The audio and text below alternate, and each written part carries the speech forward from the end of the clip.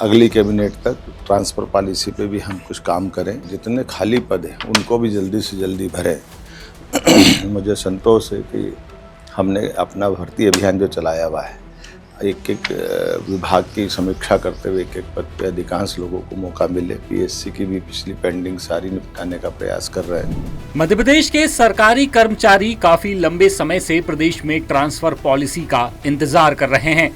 उम्मीद की जा रही है कि सरकार 1 मई से नई ट्रांसफर नीति को लागू कर सकती है। इसी बीच प्रदेश के मुख्यमंत्री डॉक्टर मोहन यादव ने ट्रांसफर नीति को लेकर एक बयान दिया। उनके इस बयान के बाद ये माना जा रहा है कि अगली कैबिनेट बैठक में सरकार नई तबादला नीति को मंजूरी दे सकती है। अगली कैबिनेट तक ट्रांसफ़र पॉलिसी पे भी हम कुछ काम करें।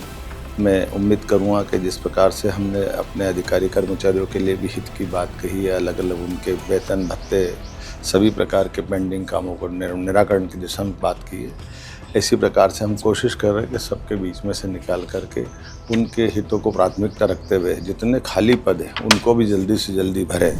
इतना ही नहीं, सीएम मोहन यादव ने एक बार फिर रोजगार की बात की। सीएम ने एक बार फिर दोहराया कि सरकार पीएससी की अटकी हुई भर्तियों को जल्द से जल्द पूरा करने की कोशिश कर रही है।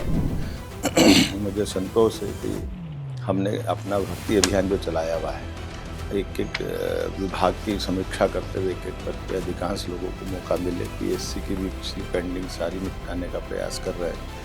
हमारे सारे युवाओं को रोजगार मिले, इसलिए कल ही बीते दिन हमने अपनी खास करके टेलीकॉम इंडस्ट्री को बढ़ावा देते हुए आईटी और सबको जोड़ करके ग्वालियर मैन्युफैक्चरिंग का हब बने, इस दिशा में बड़े पैमाने पर लोगों को रोजगार मिले।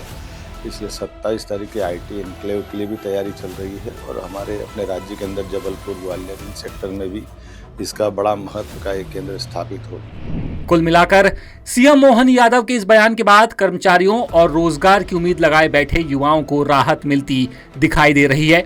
बता दें कि मध्य प्रदेश लोक सेवा आयोग की कई भर्तियां लंबे समय से अटकी हैं। ऐसे में सीएम के इस बयान के बाद उम्मीद है कि जल्द ही ये भर्तियां पूरी हो जाएंगी।